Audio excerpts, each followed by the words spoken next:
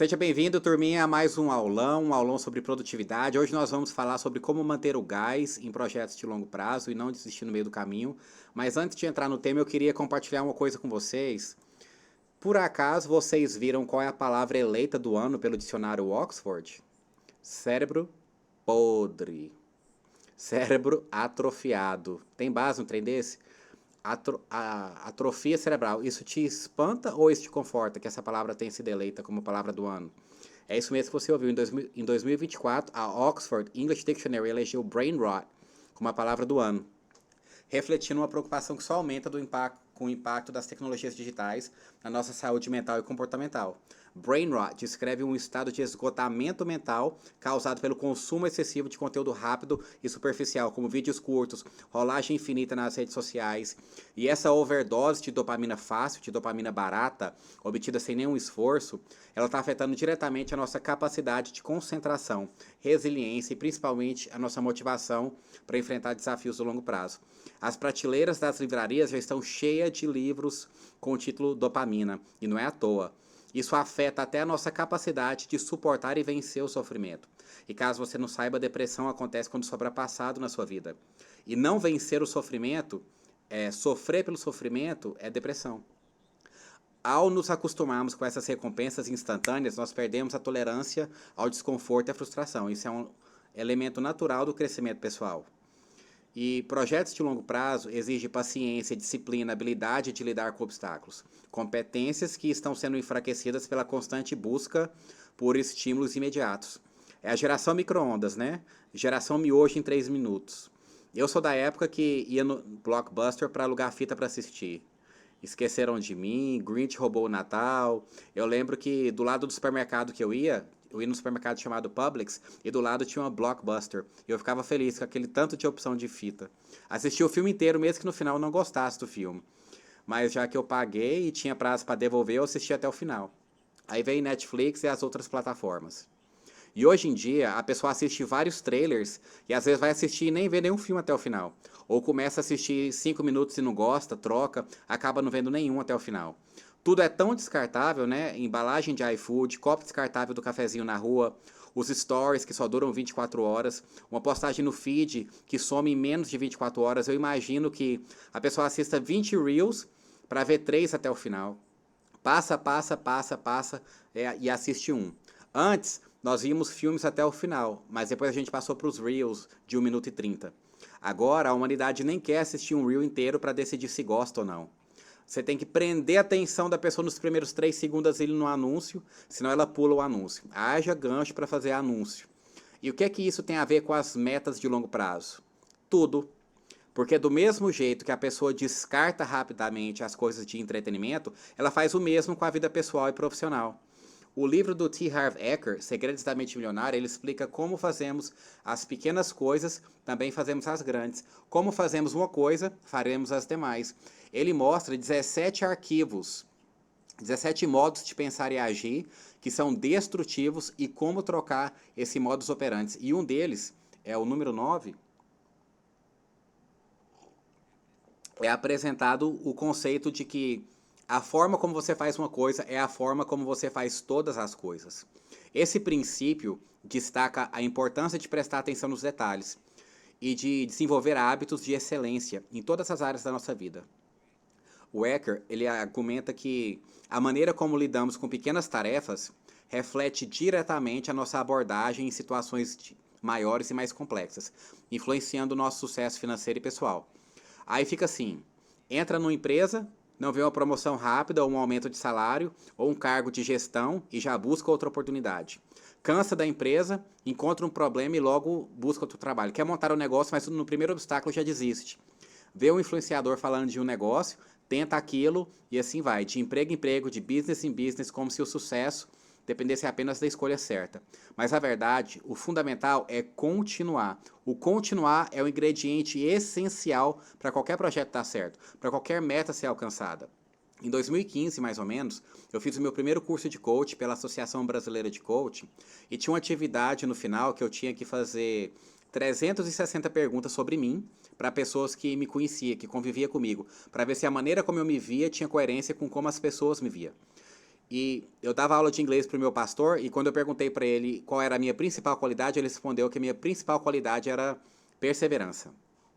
Então vamos explorar algumas estratégias práticas para resgatar e manter a motivação em projetos que demandam tempo e dedicação, superando os efeitos nocivos do brain rot e cultivando uma mentalidade mais resiliente e mais focada. Primeiro passo, primeiro ponto, para começar do jeito certo, comece sabendo o porquê e o para quê. Comece sabendo para quê. Você precisa sair da camada rasa e ir para uma camada mais profunda. Tipo descascar uma cebola, você vai tirando as camadas, você vai descascando a cebola, porque você vai se perguntando, você quer um business no digital? Para quê? Para ser respeitado? Para quê? Porque às vezes você já é respeitado. Então esse combustível não vai ser suficiente para te mover até o final. Quem tem o bom porquê supera qualquer como. E se você não tiver o como, você procura a pessoa que tem o como. Você procura quem sabe como. Então saia da superfície, porque, por exemplo, a opinião da balança ela não motiva uma pessoa a emagrecer. Mas ir para a praia sem maiô e se sentir desejada pelo marido motiva uma pessoa que está cansada de só usar maiô, que quer usar biquíni de novo. Entendeu? Então não gaste tempo só com o que, mas também no para quê. Você tem que partir para a segunda camada e mais profundo. Você precisa entender a forma certa de começar. Teve uma cliente me procurou, eu atendi ela, ela virou para mim e falou assim: eu quero eliminar 20 quilos. Isso é o que ela quer. Então eu entendo o jeito certo de começar as coisas. Eu falei: que massa, fulana, que você quer emagrecer, que massa que você quer eliminar 20 quilos, mas pra que você quer eliminar 20 quilos? Aí ela disse: é porque eu quero subir na balança e ver 20 quilos a menos. Pô, ninguém vai abrir mão de um brigadeiro ou de uma pizza pela opinião da balança, não é mesmo? Aí eu perguntei, aí a pergunta já mudou, eu perguntei: pra que você quer ver a balança marcando 20 quilos a menos? Aí ela responde: porque com 20 quilos a menos eu posso usar roupas que eu já não uso mais. Opa, aí já começou a melhorar. E para que você quer usar roupas que não usa mais? Aí ela diz: porque eu quero voltar a ir à praia. Hoje eu vou de maiô porque eu tenho vergonha do meu corpo, mas eu quero voltar a ir de biquíni. Aí eu falei: uau. E por que você quer voltar a ir à praia de biquíni? Aí os olhos dela chegam a encher d'água e ela falou assim: porque eu quero que meu marido volte a me desejar. E eu falei: pronto, agora tem um porquê forte, entendeu? A questão das camadas, de aprofundar, de ir mais fundo, de não ficar só no o que você quer. Mas tudo isso é para te dizer o quê? Qual é o primeiro passo? Comece do jeito certo. Não investe tempo apenas em saber o que você quer, invista tempo em descobrir para que você quer. O para que é tão ou mais importante que o que. Esse é o passo número 1. Decida o que. Agora decida o para quê. Porque se você não souber o para quê, você vai ficar no meio do caminho. Ninguém quer emagrecer só por emagrecer. Ninguém quer passar no concurso só por passar. Ninguém quer um business online só para ter. Você quer o que isso vai te proporcionar. A gente chama isso de a segunda camada. Qual é a segunda camada? Aquela que nem a pessoa vê. Mas ao se fazer perguntas, ao se perguntar, você encontra, você acha. E é isso. Então o primeiro passo é: tenha um bom para quê. Comece do jeito certo. E o passo número 2: saia da dicotomia. Não tem só picos e vales. Não tem só contraste, só preto e branco. Tem moreno também. Não tem só gordo e magro. Não tem só rico e pobre. A gente se maltrata a cada número para cima que a gente engorda, mas a gente não celebra cada número para baixo que a gente baixa. Você precisa dividir esse castelo que você quer conquistar em tijolos e celebrar cada tijolo que você vai assentando. Eu não sei se alguém com sobrepeso já experimentou esse sentimento negativo de uma camisa te apertar, ou de um jeans te apertar, ou de um anel te apertar. Então, quando a camisa fica solta, é uma baita vitória.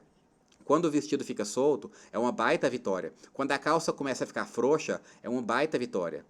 Quando tem que trocar o número para o menor, é uma baita vitória, mesmo que você não esteja como gostaria. Se você saiu do ponto A e chegou no ponto B, você não tem que ficar ranzinza porque você não chegou no ponto B. Você tem que ficar feliz porque você já se afastou do ponto A. Olha só, um caso verídico aqui para você. Depois da gestação da minha esposa, eu levei ela para fazer exame de rotina, para ver se a anestesia tinha afetado os hormônios, para olhar a tireoide, pressão, diabetes, colesterol, e ela não tinha nada. Foi na nutricionista, começou a fazer algumas adaptações, treinar com o personal, fazer algumas substituições, suplementar as vitaminas que estavam baixas, dormir melhor. E aí, quando chegou o retorno da consulta, adivinha o resultado? Ela não tinha perdido nenhum quilo, mas tinha diminuído drasticamente o percentual de gordura e ganhado muito músculo. E como o músculo pesa mais que a gordura, a balança não mudou nada e ela ficou triste. E é muito injusto o que a gente faz com a gente mesmo. A gente se maltrata a cada número que sobe, mas não celebra cada número que desce. A gente se maltrata a cada 10 mil a mais que deve, mas não celebra cada 10 mil a mais que junta. A gente se maltrata a cada degrau que o casamento desce, mas não celebra cada degrau que ele sobe. A gente se maltrata a cada vez que é sacaneado no trabalho, mas não celebra cada vez que sobe um degrau na carreira. A gente se maltrata a cada vez que vê os filhos fazendo algo que a gente não gosta que eles fazem, mas não celebra quando eles fazem algo positivo. Então você precisa gerar dopamina através da celebração e não gerar só cortisol através da reclamação. Porque o cérebro, ele está sempre etiquetando as suas experiências, colocando rótulo na sua vivência. Ele vai carimbando. Bom e ruim, bom e ruim, bom e ruim. Como se fosse um carimbo. Então você precisa dividir o seu sonho em pedaços para que ele seja alcançável. Se você olha e acha que o objetivo está muito grande, o cérebro pensa que não vai dar conta. Então você precisa dividir em etapas menores e celebrar cada etapa que você conclui. Por exemplo, se eu pegar uma salsicha alemã, por exemplo, se eu te der ela inteira, você não consegue comer ela inteira, porque ela pesa quase 1 quilo. Mas se eu for fatiando e te dando os pedaços aos poucos, aí você consegue digerir toda ela. Então, grandes coisas são feitas de uma série de coisas pequenas. E o segundo grande passo para você conquistar coisas a longo prazo é aprender a dividir as suas conquistas em etapas menores e celebrar cada tijolo colocado nessa casa. Agora, juntando com a regra inicial, o que acontece é que as pessoas elas não dividem as etapas. Para elas só tem o antes e o depois. Só que o depois nunca chega. Como o depois nunca chega, o sistema delas não gera dopamina, que é o neurotransmissor do bem-estar. Quando eu chegar lá, eu vou ser feliz. Não, esse lá nunca chega, porque o tempo é só uma referência. Você precisa sentir bem no agora. Você precisa estar bem no agora. Você precisa celebrar o agora, o progresso pequeno e ficar feliz antes. Por exemplo, se a pessoa aprende a celebrar com, vamos supor, 44 apertado, mas passou a ficar folgado. Pô, vamos celebrar. Bota a calça de manhã, se sinta bem com aquilo. O seu cérebro entende. Ele entende a sua alegria no espelho. Não adianta falar, a calça 44 tá folgada. Ah, mas ainda é 44. Cara, isso é a maior merda que você pode fazer com você mesmo, porque ao invés de você gerar dopamina, que é o neurotransmissor do bem-estar, você vai gerar cortisol, que está mais ligado ao estresse. Então você precisa aprender a dividir as suas etapas, seja lá qual for o seu objetivo. Quando você celebra, o seu corpo entende que aquilo é bom e ele vai procurar fazer mais daquilo. Se você reclama, mesmo depois de ter tido sucesso, o seu corpo não recebe o neurotransmissor positivo e você perde a vontade de continuar. O seu cérebro está o tempo todo criando etiquetas, bom e ruim. Bom e ruim. O que ele classifica como bom, ele vai procurar repetir. O que é classificado como ruim, ele vai evitar. Se a calça está ficando folgada e você diz, ah, mas mesmo assim é 44, mesmo estando folgada, isso é ruim? Então o seu cérebro entende que emagrecer é ruim. Eu fiz marketing multinível uns 8 anos atrás, as pessoas saíam de alguns eventos, de treinamentos, falando assim, meu sonho é ter um BMW, meu sonho é ter uma Mercedes, meu sonho é ter um Land Rover, sei lá. Aí acorda na segunda-feira, dormindo em cima de um lençol furado, devendo 20 mil, meio-dia, o telefone toca, é o SPC, falando assim, vou negativar seu nome se você não pagar a dívida. Mas a pessoa não tem dinheiro. Então, ela sai de um evento onde ela acreditou que ia ter um carrão, como símbolo de um patamar de vida, que simboliza um estilo de vida, e na segunda-feira vai encarar a realidade das dívidas. Você pode sim sonhar em ter um estilo de vida, um carro atrativo, uma casa no condomínio seguro, um plano de aposentadoria, não tem nada de errado nisso. Mas divida esse sonho em etapas menores. Acorde na segunda-feira para cumprir a primeira etapa desse sonho, que talvez seja sair do negativo. Porque tudo que é real é alcançável. Quando você vê algo que você entende ser possível, você tem motivação para fazer. Se parece impossível, o seu sistema desativa, porque não é realista. Quando você diz, quero me mudar para um condomínio fechado, quero uma chácara para passar o fim de semana, quero uma caminhonete, mas você está endividado, você está no negativo, é claro que isso não vai te motivar. Mas se você começar a registrar para o seu cérebro que a primeira etapa para ter os alqueires de terra para fazer um loteamento é quitar a dívida, aí você já está no caminho certo, você já começou do jeito certo. E quando quitar a dívida, celebra. Não gastando dinheiro e voltando para a dívida, é claro, mas celebra.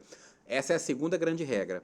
Quebre seus grandes projetos em etapas menores e celebre cada uma dessas etapas. E o terceiro ponto. A motivação, ela tem que ser um ponto de partida, um motor de ignição, é só faísca. A gente gasta muita energia decidindo inúmeras coisas no nosso dia a dia. Sempre vai escolher um caminho O nosso cérebro sempre vai querer o caminho do menor esforço. Toda vez que você quiser tomar uma decisão, o seu cérebro sempre vai preferir um caminho do menor esforço. Então você precisa estabelecer uma rotina, um cronograma, marcar horário para as coisas, usar agenda, agendar previamente. Eu não discuto comigo mesmo coisas que eu já decidi, mas qualquer criança faz algo motivada. E o problema é quando a motivação acaba. E aí, o que vai sustentar o seu processo é a disciplina. A disciplina é como se fosse o seu pé no acelerador. E a motivação é só a partida no motor do carro. E esse terceiro passo é para que a disciplina vença. A disciplina, ela precisa vencer a motivação. Ela precisa permanecer mesmo quando não houver motivação.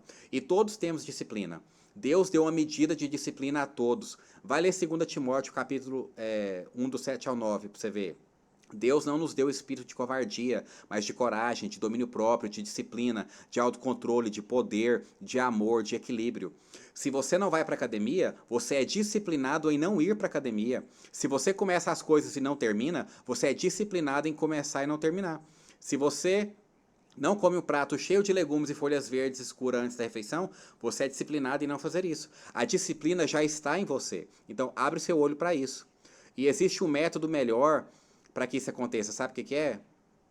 Não discuta com você mesmo sobre coisas que você já tomou decisão. O que eu quero dizer? Não discuta com quem? Com você mesmo. Uma vez que você pensou, considerou as variáveis, analisou os dados, esclareceu o porquê, o que, com quem vai ganhar com isso, como a sua vida vai ser melhor com isso, decidiu, está decidido. Não discuta com você mesmo sobre isso. Só faz. Escolhe um horário e executa. Não fica todo dia pensando de manhã, o que eu vou fazer hoje? Isso drena a sua energia. Você precisa decidir previamente. Grandes governantes de países potentes, eles não escolhem nem a roupa que eles vão vestir, eles não escolhem nem a comida que eles vão comer, porque eles têm noção, eles têm essa consciência de que quanto mais decisões você toma, menos poder você tem para tomar boas decisões. Então decida com antecedência, escolhe o cardápio com antecedência. Toda vez que você não tem uma sequência lógica, uma rotina altamente estabelecida, eu vou ter que tomar decisões, eu vou ter que decidir a cada dia, por exemplo. Vamos dizer que a cada manhã minha seja diferente. Então, todo dia, quando eu acordar, eu vou ter que fazer o quê? Decidir. Decidir o que eu faço nessa manhã. E quando chegar a hora do almoço, você já está com a sua capacidade de tomar a decisão drenada, sugada. Então, o que eu faço? Hoje está chovendo? Mesmo chovendo, eu vou fazer o que eu tenho que fazer. O que eu vou fazer nessa manhã chuvosa? Eu vou para a academia ou não? Eu vou caminhar ou não? Eu arrumo alguma coisa na minha casa ou não? Eu chego mais cedo do trabalho ou não? E tudo isso vai gerando um baita esforço de tomar a decisão. Você gasta energia pra caramba nisso. Decidir gasta muita energia. Então, toda vez que eu tenho que decidir, lembra que eu falei que você tem que agir conforme o seu cérebro funciona? Todas as vezes que o seu cérebro tiver que tomar uma decisão, que ele precisar decidir, ele vai escolher o que dá menos trabalho, o que exige menos esforço. Na hora ele já manda o negociador dele ali, entre aspas, quando você já tem tudo estruturado, ele manda o negociador para dizer, você vai mesmo fazer isso hoje? Com esse frio? Você vai mesmo fazer isso hoje? Nesse temporal? Você vai mesmo fazer isso hoje depois de ter dormido tarde ontem? Então, qual é a melhor forma de você se tornar disciplinado? Estabelecendo previamente a sua rotina. E não discutindo com quem? Com você mesmo. Com esse negociador interno que eu acabei de mencionar. Terça e quinta é natação aqui em casa, então já deixa a mochila separada. Quarta tem balé e futebol, então já separa o uniforme antes. A Lara faz pilates, já deixa o colchãozinho separado na noite antes. Não se discute. Acordamos, fazemos café da manhã para as crianças, lemos com eles, tomamos sol, treinamos, voltamos, tomamos banho, almoço, leva as crianças na escola. Não tem discussão, já está decidido. Você precisa definir com antecedência uma sequência de ações, um circuito. A primeira ação vai ser essa, depois vai ser essa, depois a próxima. Então, simplificando. Se você não tiver uma rotina clara, você vai discutir com você mesmo, você vai discutir o que vai fazer naquele dia. E é isso que você tem que evitar. Estabeleça a rotina e não abra discussão. Presta atenção. Você está na cama, abriu o olho, hoje é dia de treinar? Não abra discussão, treine. Não treinar não é uma opção. Aprenda isso, isso é um princípio. Se falou, faz. Cada vez que você fala que vai fazer e não faz, você perde credibilidade com você mesmo. Depois, quando você fala que vai conquistar alguma coisa, nem você acredita. De tantas coisas que você já falou que ia fazer e não fez. Então, conversa com você mesmo. Você não é bom em dar desculpa, em dar justificativa, então age justificativas para fazer o que você falou que ia fazer. Amanhã é dia de treino, não discuta sobre o que você já decidiu. Levanta e treina, simples assim. Então esse é o terceiro passo. Qual é? Não discuta sobre coisas que você já decidiu. Quarto ponto. Buracos na pista, aprenda a desviar. Esse é um ponto sobre afinar o instrumento, se conhecer, é o lech lecha, é o partir para si mesmo, é o partir para dentro, como Deus falou para Abraão, é o lech lecha. Nós já falamos de 3 passos, vamos agora para o quarto. O quarto passo não tem para onde fugir. Tem uma frase atribuída ao Albert Einstein que diz o seguinte: é doideira você esperar resultados diferentes fazendo a mesma coisa. Então, é você ser um cientista de si mesmo. Você precisa entender o que funciona e o que não funciona para você. Para algumas pessoas, acordar às 5 da manhã funciona. Eles se dão muito bem acordando antes do sol. Para outras, isso já não funciona. Para o padeiro, não é sinônimo de sucesso acordar às 5 horas da manhã. Você precisa respeitar o relógio biológico, mas sabendo que todos temos individualidade. Você precisa fazer ajustes ao longo do caminho. Vou te dar um exemplo. A gente faz isso com buracos na pista. Você passa numa rua hoje, você vê um buraco, você desvia dele. Quando você passar nessa mesma estrada amanhã, você vai desviar do buraco de novo. Você já aprendeu que ali tem um buraco que você deve desviar. Então, na vida é a mesma coisa.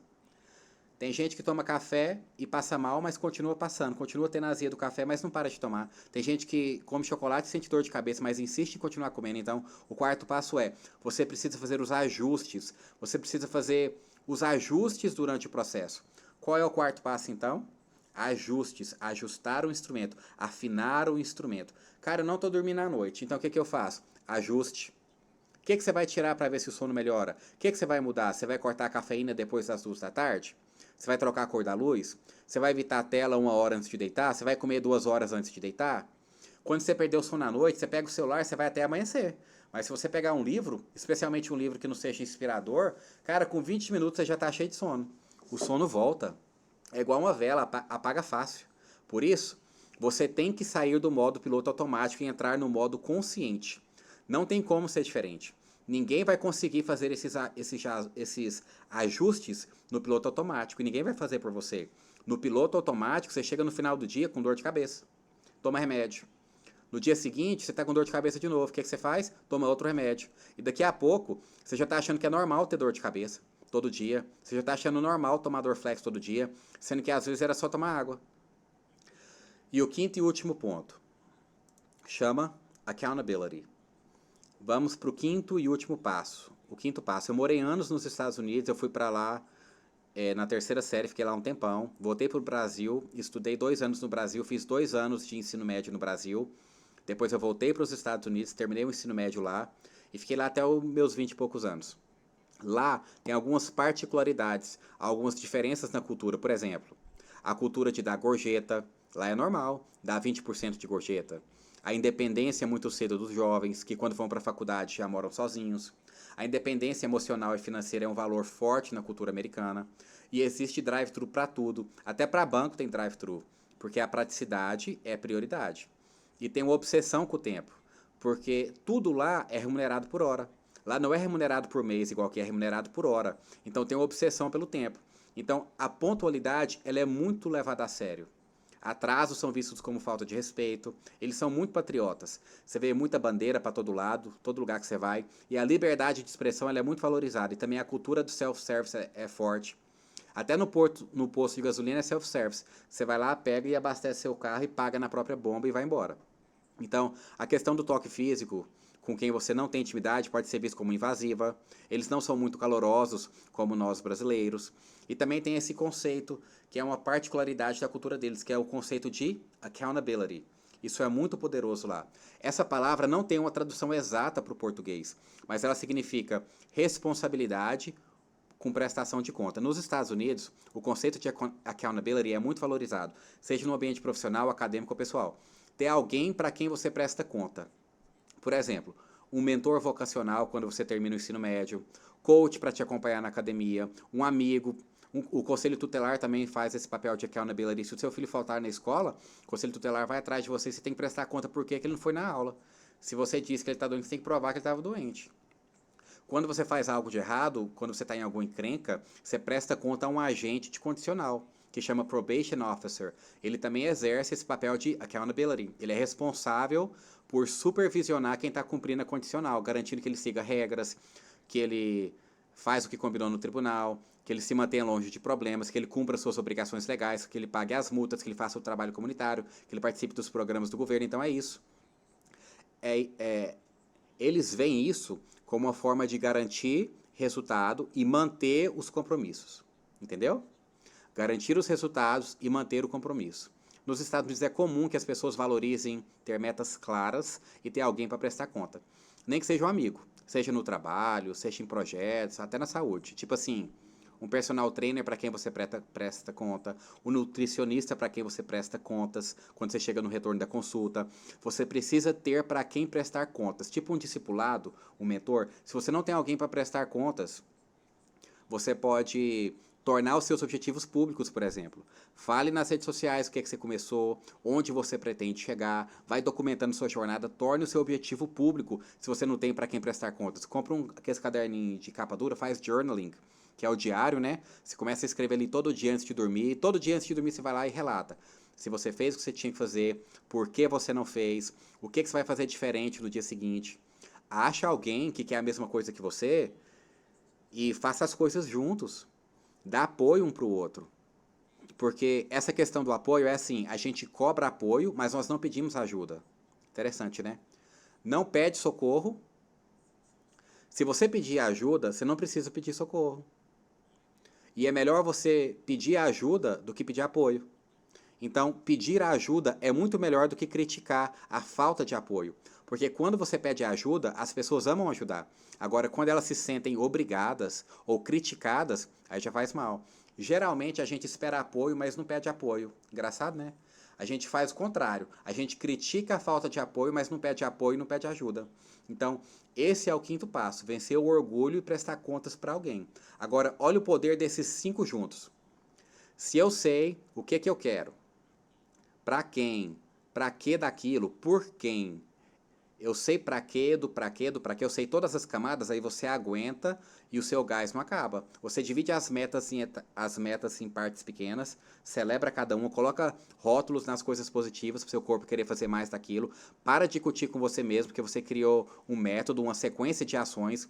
Você já sabe como é que você vai fazer, porque você já se antecipou. Você não fica decidindo todo dia o que eu vou comer amanhã, o que eu vou vestir amanhã, como eu vou fazer, o que eu tenho que fazer amanhã. E o quarto ponto: você vai lembrar disso. Quando você acordar de manhã e ouvir aquela voz dizendo, ah, hoje não, eu quero que você responda igual aquele personagem lazareno do Chicanismo, que tinha aquele bordão assim, ó, calada, calada.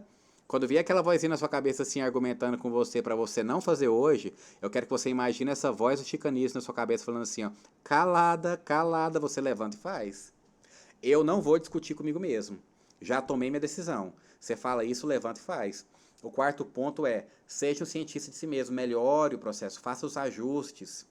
E o quinto, tem um grupo de apoio para quem você vai prestar contas, um grupo de accountability. Ah, mas eu não tenho esse grupo. Contrate alguém, contrate um terapeuta, contrate um psicólogo, contrate alguém que quer o mesmo que você, que pode fazer junto com você. E se você quiser aprender mais sobre produtividade, eu vou deixar o link aqui na descrição do meu curso de produtividade. E é nóis, tamo junto. Nos vemos no próximo vídeo, turminha.